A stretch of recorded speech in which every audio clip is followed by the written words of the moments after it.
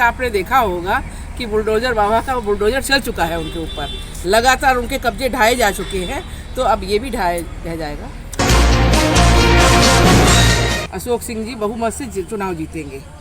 लगातार महिलाओं की टोली चल रही है और एक 80 और 20 का चुनाव है, तो हमारा जो राष्ट्र हिंदू राष्ट्र बनाने के लिए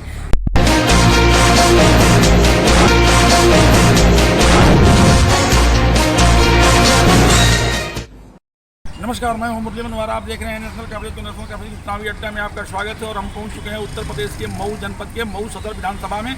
और हमारे साथ जो है इस समय भारतीय जनता पार्टी की प्रदेश कार्य समिति की सदस्य और महिला मोर्चा की प्रदेश उपाध्यक्ष रीता शास्त्री जी जुड़ चुकी हैं। आइए हम आपसे बातचीत करते हैं। आपकी जानकारी के लिए बता दें कि 7 मार्च को यहाँ मतदान होना है और पिछले 25 सालों से बाहुबली विधायक मुख्तार अंसारी का यहाँ कब्जा है और इस बार उनके बड़े लड़के अब्बास अंसारी चुनाव मैदान में। तो आपका नेशनल कवरेज में बहुत बहुत स्वागत है। 25 साल से जो है यह सीट जो है मुख्तार अंसारी के कब्जे में है। आपको क्या लगता है कि इस बार जो है यह विधानसभा मुक्त हो पाएगा? हाँ, हो जाएगा, क्योंकि आपने देखा होगा कि बुलडोजर बाबा का बुलडोजर चल चुका है उनके ऊपर, लगातार उनके कब्जे ढाए जा चुके हैं, तो अब ये भी ढाए रह जाएगा। अगर अब्बास चुनाव नहीं हारते हैं, भारतीय जनता पार्टी के लिए एक बड़ी क्षति होगी, इसलिए कि कानून तो अपना काम कर रहा है लेकिन जनता के दिलों से उनका विश्वास कम नहीं होगा। ऐसे में उन्हें हराने के लिए पूरी प्लानिंग क्या है, क्या रणनीति तय की जा रही है? अशोक सिंह कैसे यहाँ चुनाव जीतेंगे? महिलाओं 50% की जो भागीदारी है बढ़ चढ़ के हिस्सा ले रही है और हमारे यहाँ अगर मगर का कुछ नहीं। अशोक सिंह जी बहुमत से चुनाव जीतेंगे। लगातार महिलाओं की टोली चल रही है और एक 80 और 20 का चुनाव है, तो हमारा जो राष्ट्र हिंदू राष्ट्र बनाने के लिए अशोक जी बहुमत से जीतेंगे। लेकिन बड़ा कठिन लड़ाई है यहाँ, चुनाव जीतना बड़ा कठिन लड़ाई है। नहीं, कठिन है, रणनीति क्या है? नहीं, कठिन बहुत कुछ था, लेकिन आपने देखा ये कठिन था जो कब्जे उन्होंने बना रखे थे, कब्जे ढाए, ये भी एक कठिन समय था और ये भी कठिन समय निकल जाएगा। अगर पिछले चुनाव की हम चर्चा करें तो यहाँ से जो है भारतीय समाज पार्टी का गठबंधन था, महेंद्र राजभर उम्मीदवार थे और स्वतः प्रधानमंत्री नरेंद्र मोदी जी मऊ की धरती पे आए थे और उन्होंने कटप्पा तक जो है महेंद्र राजभर को कहा था। उसके बाद भी जो है मुख्तार के किले को ढहा नहीं जा सका। लेकिन अब जो हमारी सरकार ने किया है, आपने देखा होगा हमारी सरकार ने सभी जातियों के लिए किया, किसी के संग भेदभाव नहीं किया, इसलिए उसके कारण हमारी सरकार पूर्णतः बनेगी।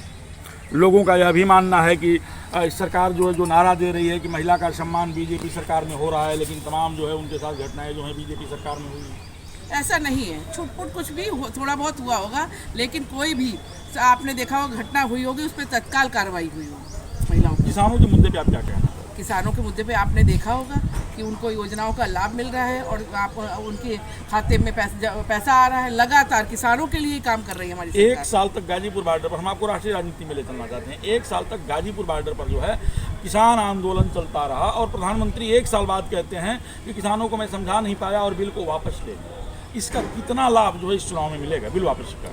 नहीं, लाभ हमें पूर्णतः मिलेगा। वो छुटभइये जो किसान थे, जो दलाल टाइप के किसान थे, वो लगातार आंदोलन करते रहे, लेकिन हमें पूरा लाभ मिलेगा किसानों से।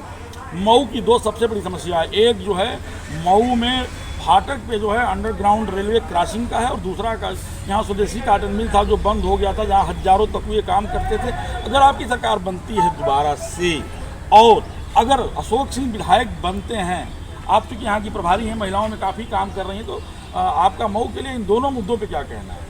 बुनकरों के लिए हमारे प्रधानमंत्री जी ने देखा होगा लगातार सम्मान कर रहे हैं और बुनकरों के लिए आगे भी हमारे लिए हमारी सरकार काम करेगी। आपने बुनकरों की बात कहा है तो मऊ जो है, मऊ की मऊ वाली साड़ी पूरे एशिया में फेमस है और पूरे एशिया में यहाँ से साड़ी जाती है।